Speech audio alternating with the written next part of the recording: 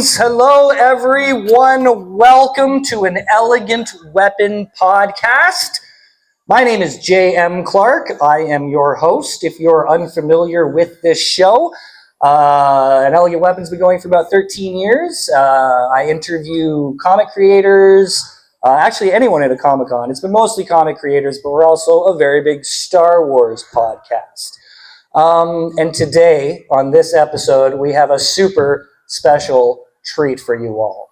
My guest today, ladies and gentlemen, is the Academy Award-winning set decorator of Star Wars: A New Hope, Roger Christian.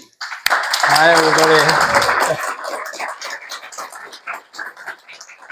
I've been lucky enough to get to know Roger a little bit over the past couple of years at various Star Wars fan events and things. Roger is actually local, so we are incredibly blessed to have one of the 5 main individuals who created the Star Wars universe living in Toronto. So that's kind of pretty rad if you think about it. So we've been very lucky to have Roger guest at different events, collectors events, Fan Expo. If you guys were here, Roger was hanging out. Roger also has a book. It's called Cinema Alchemist. See it right here. It's all about the making of Star Wars as well as Aliens, which Roger also was heavily involved with. You can find this book on Amazon. Go to Amazon and get it. And one thing that is very cool is that he is local, so you could send him the book or come to a show he might be at and get him to sign it, take a picture. Roger's always willing to do so. So we're going to have a chat about a lot of the cool things that came out of Star Wars and how it went down. If you have any questions, feel free to throw up your hand. We can make this conversational. It's all good. So I have a few things that I'm curious about to ask Roger, but I've gotten to ask him a lot.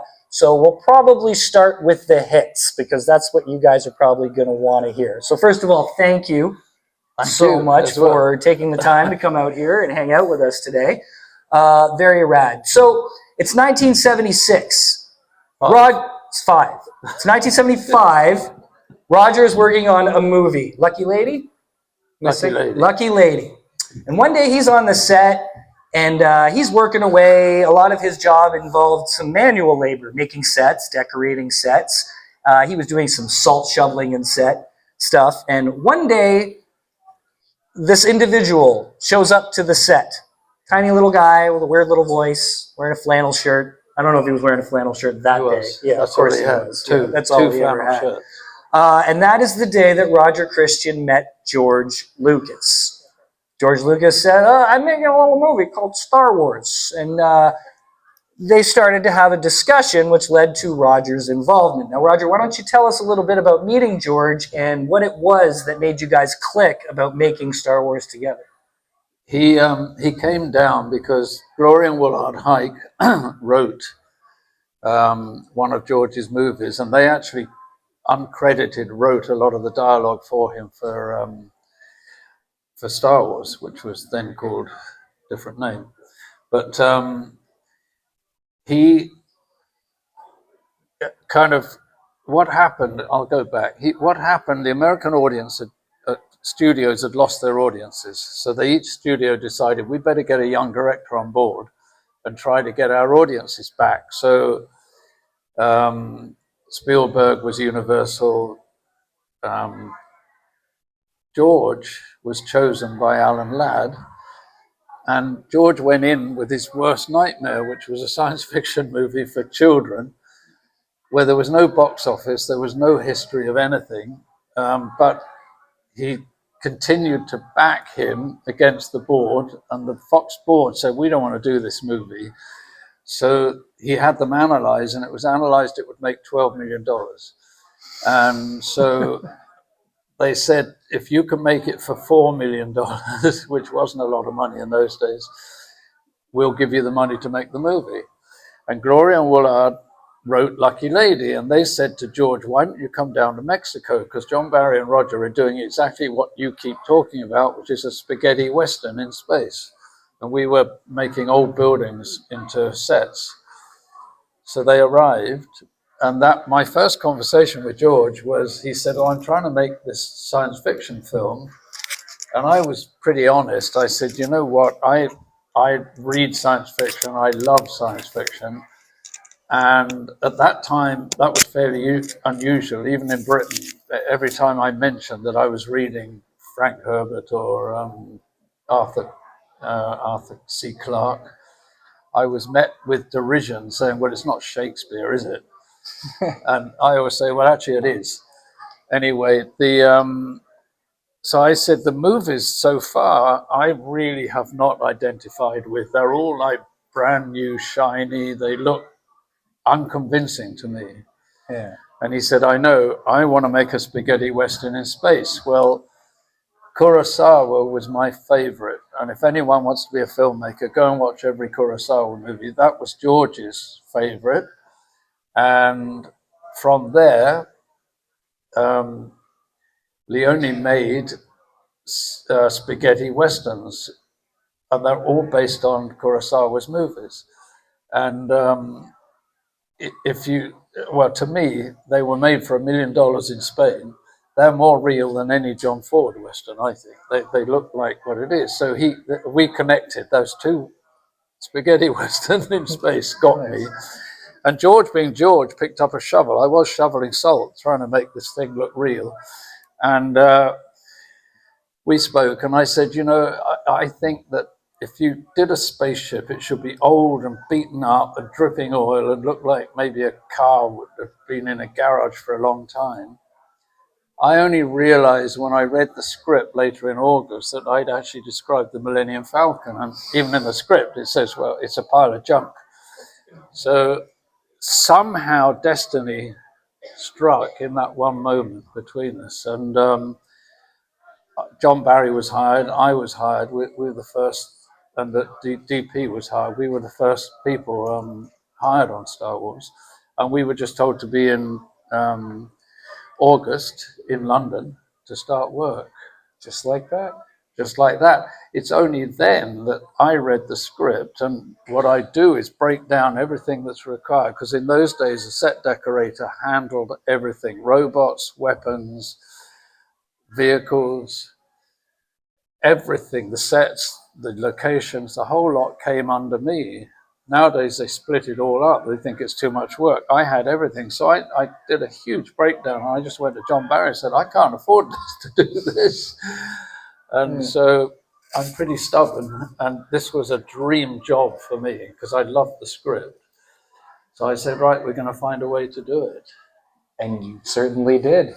Well, I'm going on, but the analysis of this script, the two storytellers in Star Wars are R2-D2 and C-3PO.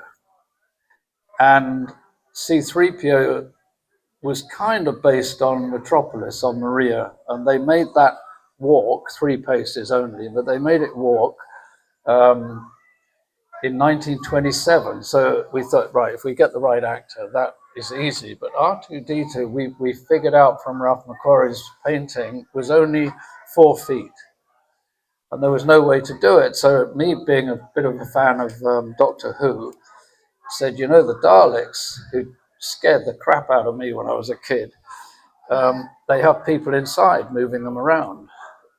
Yeah. So George was given the order to hire somebody, and we found Kenny Baker, who's 3'8".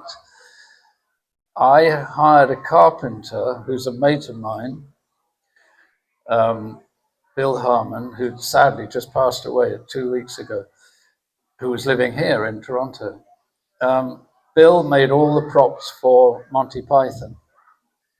And Monty Python had no money. They, even Holy Grail, they had coconut shells for horses. So I got Bill in, who was very chirpy, told jokes all the time, and we got Kenny in, and then we went to Robert Watts and said, is there any money? Because Fox hadn't committed to this film. So George paid for us to have a little tiny studio in London. We were in there for 4 months, only John Barry, myself, and Les Dilly, and that was it. That's crazy. Trying to decide if we could make this film and if he could get the budget down to where Fox would green light it. Right. So it was an act of faith, but I got on very well with George, even though it's famous. He never says much, but Yeah. we had a lot of common language between us. And we went to Robert Watts. He said, "There's no money. I haven't got anything. Sorry, they're not giving us any money. There's nothing." So Bill had some wood at home in the garage. He brought that in, and we built around Kenny Baker, and he managed to design it so that his legs could go into the R2D2's legs, proposing that he could walk when he was in the two-legged mode. And then he said, "Well, I can't make a top, Rog." So I went to the junk pile next door. This is where it all started for me. And I looked the junk through, pile, right? yeah, it was a junk pile of it. They were a lamp store who did movie lighting, and everything that was thrown away was in a junk pile. So I was going around there, and I found the perfect top from an old light from the 40s, set light, and it fitted. So Bill scraped that out, and I said, "Bill, you better go and buy it, because if I go as set decorator, they'll charge me a few quid, few dollars to you guys." And Bill went and got it for 10 shillings, he said. Well, nice. I mean, speaking of junk, that's when you went hardcore and basically bought like a salvage yard worth of airplane parts Well, that came later. and brought them back. That came later, Okay. because I realized, and he also said R2D2's got those little arms on the front, which George talked about, and he said, "I can't make that, Rog." He sent me home with a penknife and a bit of wood, and I carved it, and we stuck that in it. Right. But it looked so rough. So I went and got some junk from another place, and we stuck in the lighting nozzles, which are still there to this day, and some of the grids and stuff. And then the thing was to get him to walk, and he couldn't move it, Kenny. We had an idea to put his boots in the bottom, so we stapled the boots in the bottom of the legs. He still couldn't move it, and I don't know why. I picked up a harness from a fighter pilot and from a jet, and Bill had the idea. We staple that inside. Kenny could wear the weight of it like a rucksack. And with George and Gary watching, he took 3 steps before he fell over. But that, in a way, is the most auspicious moment on Star Wars, because we knew we could make the movie. Because if we couldn't make R2D2 work, that, believe me, the radio control was primitive. Despite what the effects guys said, it hardly worked. There was no CGI. There was nothing. Yeah. I think, is there even a shot in the movie of the remote controlled R2? Did it even get used in the first movie? One. There's like one shot, right? Well, that's because we jumped forward, but we put that in and got it to the special effects, who had to make the aluminium ones based on what we'd made. Okay. I was always sent to Tunisia to prep and to be with the shoot with the other art director, Les Dilley. And about 3 weeks before we went, John Barry, the designer, called Les and I into the office, and he said, "Listen, the special effects boys are saying their radio control is going to be great. It's never going to work. Build a lightweight R2D2 out of fiberglass, make it look the same that you could pull on a fishing wire. Hide it in the truck. Don't tell anyone." So we did. First morning of shooting was R2D2 coming out, and he crashed into another robot, fell over, and I don't know if anyone will understand it, but in those days, there weren't many taxis, but they were in London.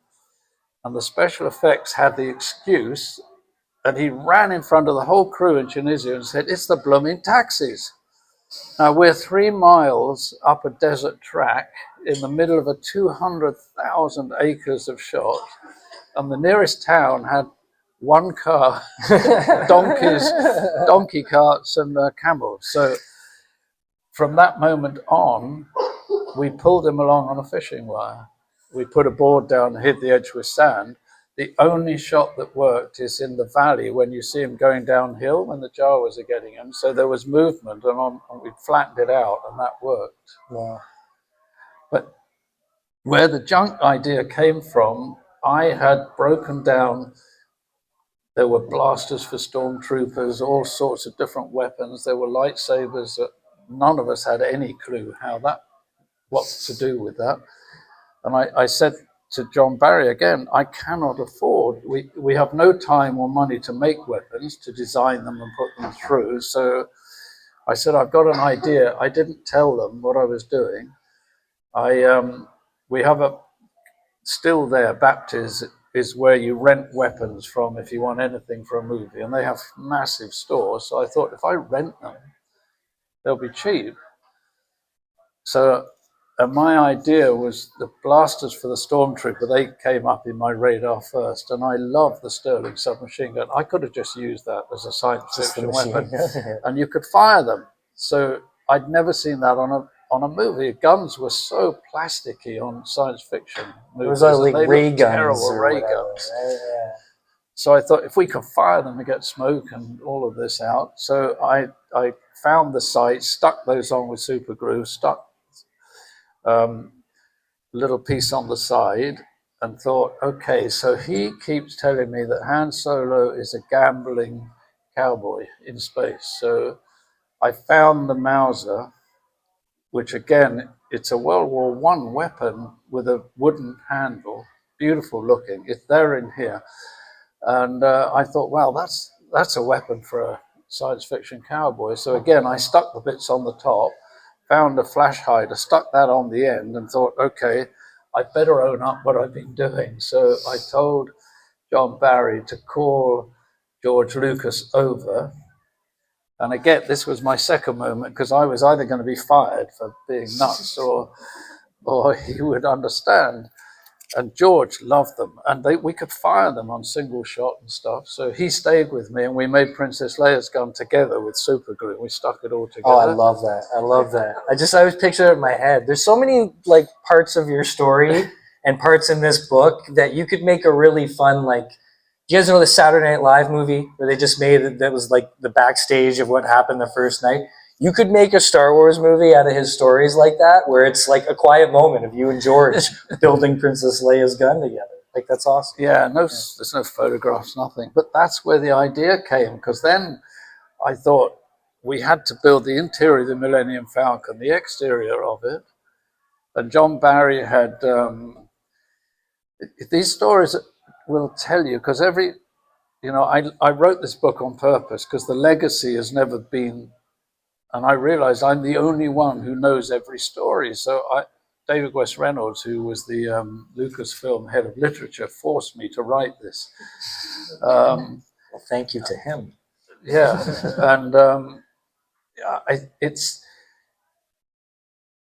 when we left Mexico, John Barry went to meet George, and he met Ralph McQuarrie. And to me, I'm sure you're all fans, Ralph McQuarrie is the unsung hero of Star Wars, and he's a legend as an artist. I mean, every science fiction artist I've ever met reveres him. And so he had to explain to him how we could only afford half of the Millennium Falcon, and the rest would have to be a matte painting. And Ralph McQuarrie didn't know what a matte painting was. Awesome. He went home, and he thought, well, they paint these on glass. So he took the shower door off, painted the one of the Millennium Falcon in there. Worse than that, he's had to get it to San Francisco. So he put it on the top of his little car and drove it. Oh, my God. Do you think it still exists? I don't know. I will ask George. Yeah, that'd be cool. It's a question I never asked that. But I'm sure you don't think of those things. Like, so many things you use, you were just making a movie. You didn't think these things were going to be legendary props to hold on to for 50 years, right? Like, no. Yeah. How does it feel to have not only created an aesthetic that became Star Wars and became this, hugely popular thing, but you've also influenced so much of science fiction. Like, just like the junky look of a used universe has just become a staple in a lot of ways. Like, from Star Wars all the way up to Guardians of the Galaxy, you can see that the idea of a cold steel ship, that was just clunky pieces. Like, do you ever think about those things? Like, because you've influenced all of cinema with that. Well, to me, part of Star Wars working was because if you work in the art department, if you do your job really well, no one notices. Right. you don't get praise. Nobody's coming up saying, wow, fantastic performance, or actors. You're in environments that people accept as correct for what the movie is. So, and with science fiction, there was nothing to reference, nothing, apart from a few science fiction artists. And Ralph McQuarrie, he had 6 paintings. And I think when I was there at the first crew screening in Dominion Leicester Square, and in a way it was satisfying because it's more known now, and George is slowly exposing it. How, I mean, the studios had no faith in this film, and it was never going to work. It was the same with the crew.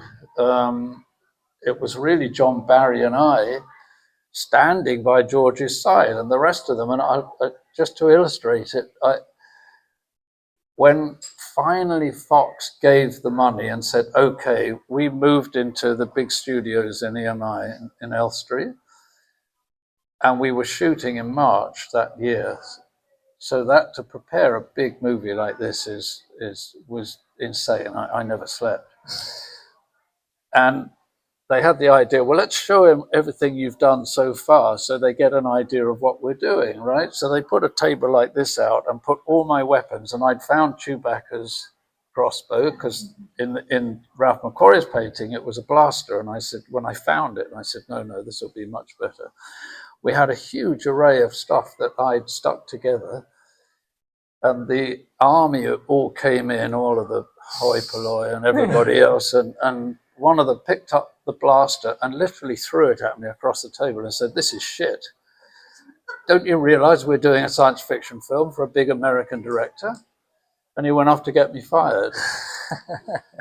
And that's how I started, and that's how we ended. It was no different. The DP tried to get, director of photography, tried to get George fired off his own movie. Alan Ladd came over from America ostensibly to fire George. The editor said this film doesn't make sense, it doesn't cut together. The special effects guys were blaming everybody else. The director of photography fell out with George on the first morning in Tunisia. I saw it happen, and from then on, Gary Kurtz spoke between them. It was awful, the atmosphere. It's amazing sometimes to think that it actually got pulled off with how much tension is. And George, it almost killed George. No, he was in hospital. Yeah. They thought he had a heart attack, and it was sheer stress and tension. And George, to this day, I was honored because when I went, because they had me doing second unit directing on Return of the Jedi, and they asked me to do Phantom Menace. And when I met Rick McCallum, who'd taken over as producer,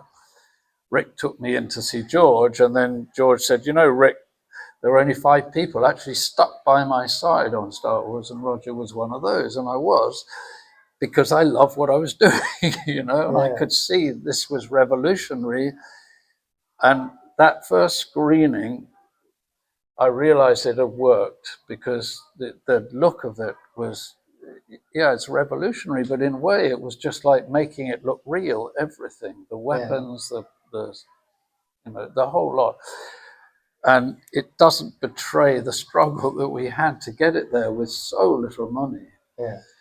So I thought, you know, people nowadays and kids, I mean, I've got an 11-year-old who's got more lightsabers than we have hot dinners, and they see this Phantom Menace, they see beyond that into the new movies and everything, and they're like huge Hollywood movies. They're still economically made, but huge. Well, it's crazy to think that people are now spending $200 to $300 million to accomplish what you did for like a couple million. Like, you know, and well, my budget was $600,000. That was it, to do the entire even $1 million. thing. And now people to replicate that look that you created. And I only had 200,000 of that. It was 6 for the whole everything.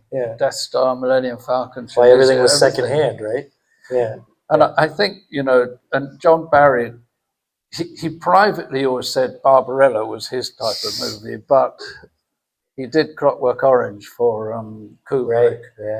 And he was very smart, very talented, and he went with the director and gave the director what he wanted. And it was him who suggested, George, we can't make Tatooine, but I can take you to Tunisia and we use what's there.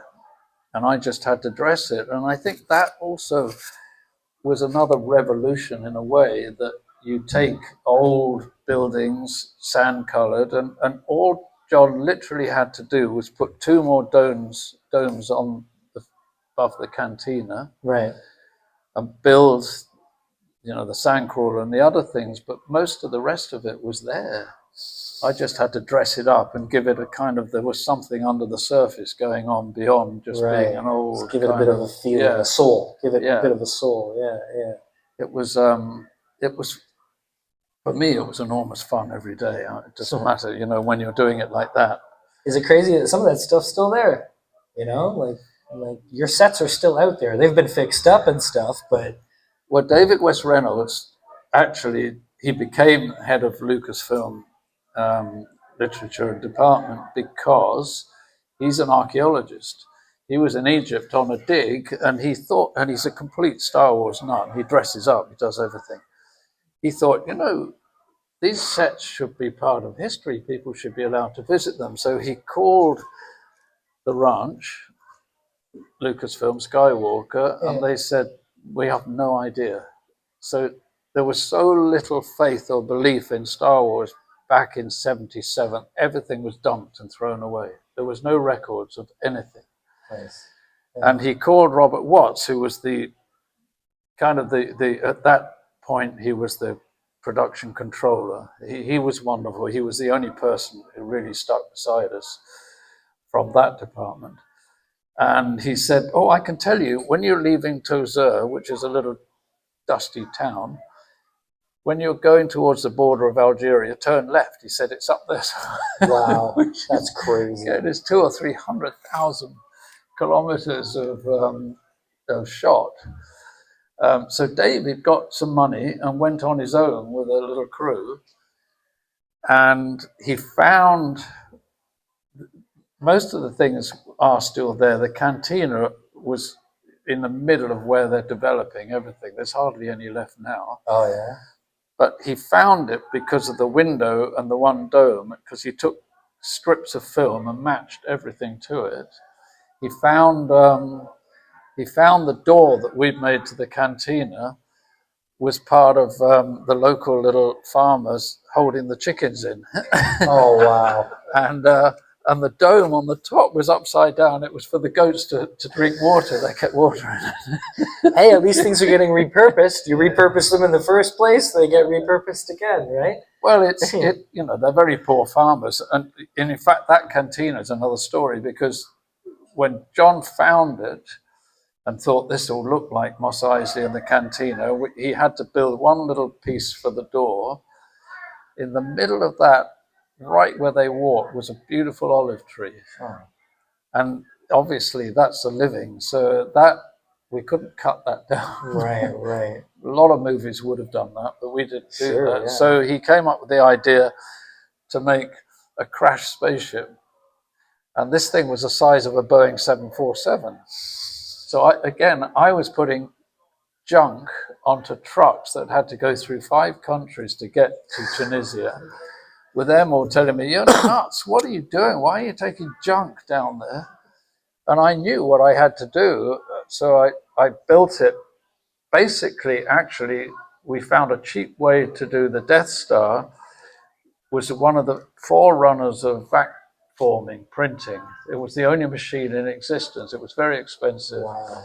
But that enabled John, and he printed out big sheets, and they stapled them on to wooden frames to make the Death Star panels. Everything was done out of that.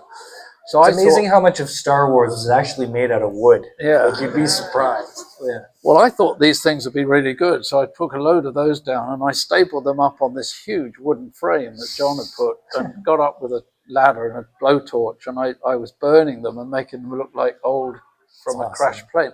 Yeah. See, what's interesting is from that film on, crashed spaceships have been a part of every single Star Wars, and even Rey's living in one and plundering them. Yeah. It's the same with the skeleton. The new Skeleton Crew show, that was the greatest. The hidden It's very ship good. and the thing. Everybody see Skeleton Crew?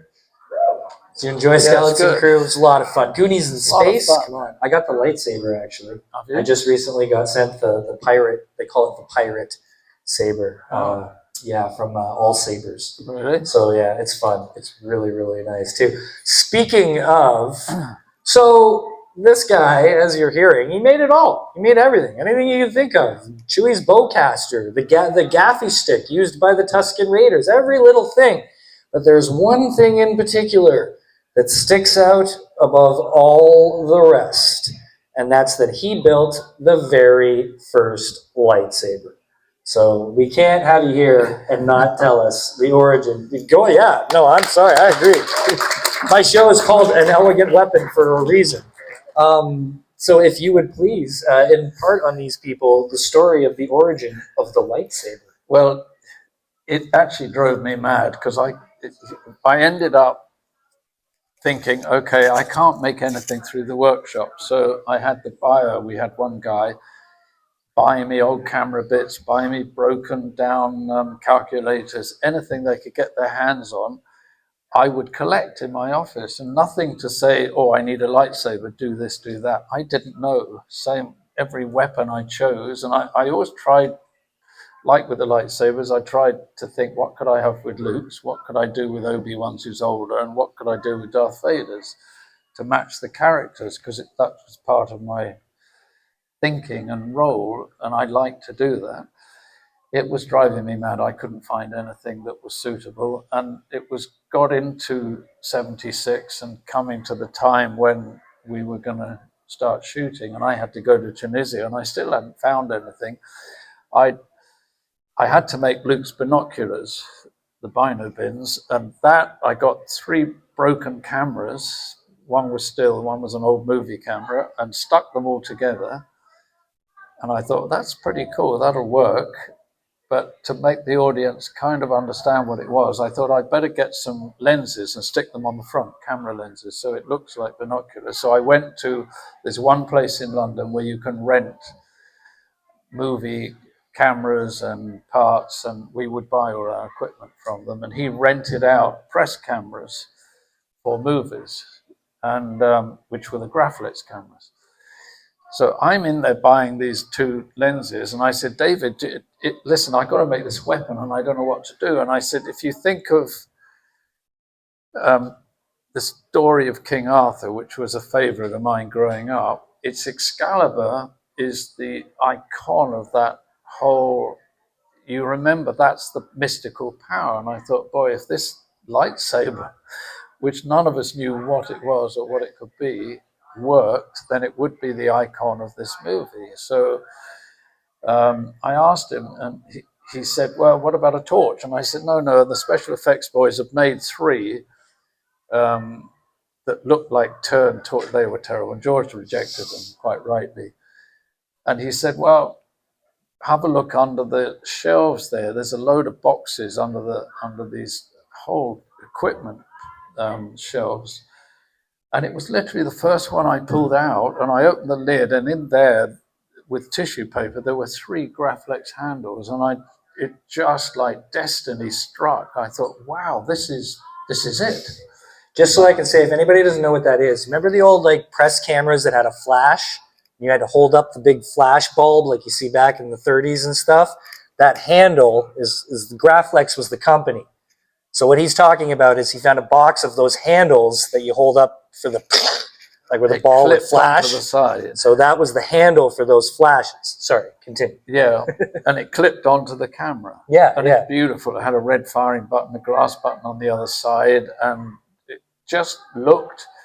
There's something about something that's made for another purpose. If you don't know what it is, you could adapt. So I just grabbed the 3 of them, raced to the studios, and I thought, you know what, I've got to make a handle.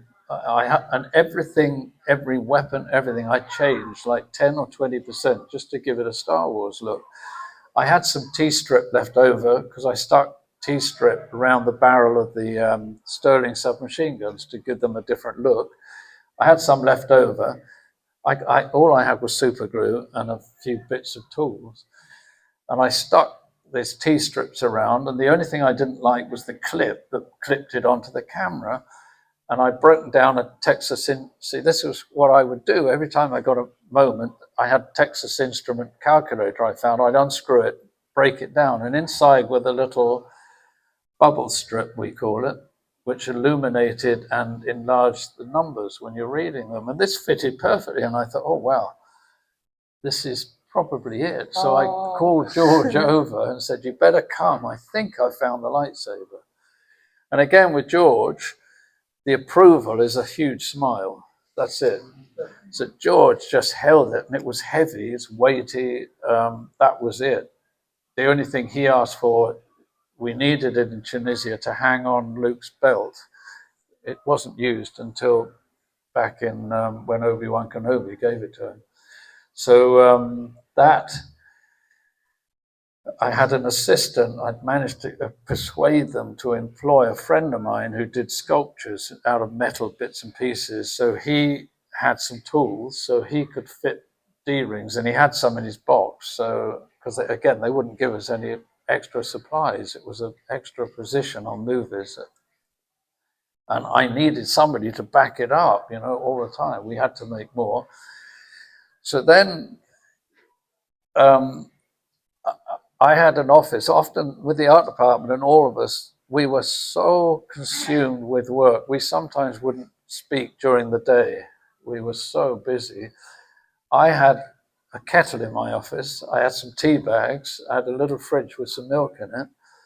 And something the British film industry runs on is McVitie's chocolate biscuits. So I had packets of those because they'd all come in the morning chewing my biscuits. We had a meeting every morning in my office over tea.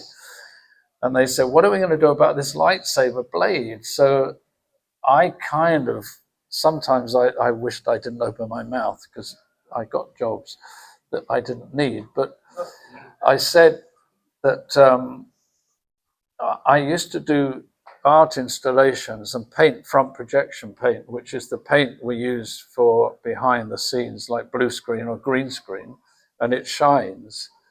And I said, that glowed, maybe that would work. Oh, great, do it. So there was a meeting. It's actually recorded in the history that one of the things that survived, because the special effects kept it, was a meeting with the director of photography, me, John Barry, George, Gary, everybody there. And I suggested we put a rod in the end of it, they drill it out, and let's see if it works. The director of photography immediately said, no, you'll spoil the lighting on my set, you can't do that. And George overruled, he said, no, go and try it. The special effects there did something really that worked. They drilled out the end of the lightsaber and put a tiny motor in that turned, and it wasn't quite centered. So this blade kind of very faintly vibrated.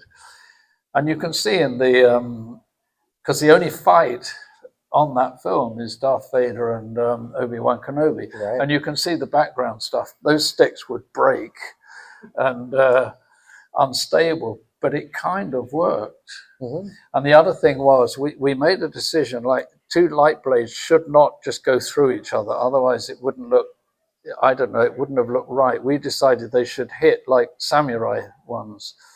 And so the blades gave something for Dave Prowse and Stratic Guinness to hit against. And that's when crack, we got through so many of them in that short fight. But it kind of worked. Yeah, yeah. And I've seen the footage of when it was just the strips, and it does, you know, it does look pretty. And there was rotoscoping where they would hand paint every frame of the film. Oh my And that God. is how they put they augmented what we had done there. That's crazy. That must have taken a while. It was, yeah. It's kind of filled with stuff like that. Right. What we were doing. It's amazing. I've heard that story maybe 10, 12 times now live, and I never get sick of it. Because what an iconic it's the most iconic weapon in cinema history. Yeah? Yeah, and I made it for probably $15. Well, after, because I'm finishing a documentary based on this, and we had David French, because no one knows about this man. Yeah. So I had him interviewed, and they said, so he got the 3, and then it was approved. What happened then? He said, I got a call from the Frank Bruton, who was that big property master. Do you have any more? And he said, well, how many do you want? And they said, well, how many can you give us? So he had a big collection. So he said, I can give you another 30. Right. So 33 of these Graflex handles went to us. And the last question was, well, how much did you sell them for? And he said, £850, all 33 of them. Oh, wow. And now he tells me I completely wrecked his business because he can't get any more. It's not easy to thousands find of dollars. Yeah, everybody wants to buy one. Everyone wants them. So he can't replenish anymore from his rentals. Well, it's a very cool thing that happened to you this year. Is anybody familiar with Star Wars Theory? Yeah, Star Wars Theory is a YouTuber. This guy Nia, he's been doing YouTube for like 13 to 15 years. Yeah, now. Just ridiculous. He started when he was a little kid making Star Wars Theory videos. He's still around today. He's got 3.3 million followers. He's out in BC. And he started a side lightsaber company off of his own, YouTube channel. It's called Saber Theory. So he, produces lightsabers like all the companies you see up on the floor and stuff. But what he decided to do is he got together with Roger, and they did a special project called the Roger Christian Origin Saber. So what he did is he made an exact copy of the way that Roger had originally built the original Graflex lightsaber. He only made 200. Roger signed plaques for each one of them. Did they laser your signature into the plaques? Yeah, they sent them to me. I signed them. They're personally signed. They made 200. 200. Sold out in like an hour or something like that. 80% sold in an hour. Yeah, they all sold in 3 hours. I was shocked. Well, I'm not, because lightsabers have gotten to be such a big industry, and to have that original, like one done the original way. It is beautiful. Yeah, and it's a gorgeous piece. Yeah. I got to hold the one you did. I got to hold the Empire one once, which I know Roger doesn't love to hear about the Empire one, because in the Empire Theory, or the Empire version, what they did is along the grip strips on the handle on the bottom is they added rivets that are inside those grips. That's how you can tell the difference between the A New Hope and the Empire Strikes Back Anakin Saber, is that one will have, it's the first giveaway at least, is that one will have rivets. It shouldn't have rivets. No, I hated it because it's a mystical weapon, and immediately rivets make it. Unfortunately, the guy who took over, because I was making, George financed my first short film. The guy who took over should never have been. He was better doing period films and didn't love science fiction. He just got hired, and it was a job. And so I think, or maybe these will come unstuck, I don't know. And he stuck all the rivets around it. And they took away the bubble strip and put in a bit of kind of old computer origin stuff in it. And sadly, that went through. That became Luke's weapon. Yeah. Until Obi-Wan Kenobi, the TV series, and Dave Filoni, who I thank every day for what he's doing. It came to the point right to the end where that lightsaber, Obi-Wan Kenobi, had to get it, and he dug it up. And I was sitting there going, what's he going to dig up? What's he going to dig up? And he dug up the original without the rivets. And I was just like, oh, yes, it was a moment of triumph. Absolutely incredible. We're about going to have to wind it up here, but just to let you guys know, like Roger just said, he did not work on Empire because of the success of Star Wars. He was allowed to finance his own short film, Dark Angel, which was to play before Empire, right, in the theaters. Yeah, movie. So that's why the only reason he didn't work on Empire is because he's busy making his own thing. Return of the Jedi rolls around. They need some more help. So Roger stepped up as a second unit director on Return of the Jedi and got your fair share full of Ewoks. I was put on a lot of Ewoks. Yeah, I had 10 days of bossing. And then it came around again to a little movie called The Phantom Menace, where they needed a little bit more help. Roger stepped in yet again as a second unit director on The Phantom Menace. Again, as we also said, he worked on Alien, because once Ridley Scott saw Star Wars, he was like, that's how I want my ships to look. So Roger went over and helped him design that. your work with Monty Python. There are so many incredibly crazy cool stories in this book. I highly recommend it. As Roger said, he's also trying to get a documentary out that's kind of the same idea.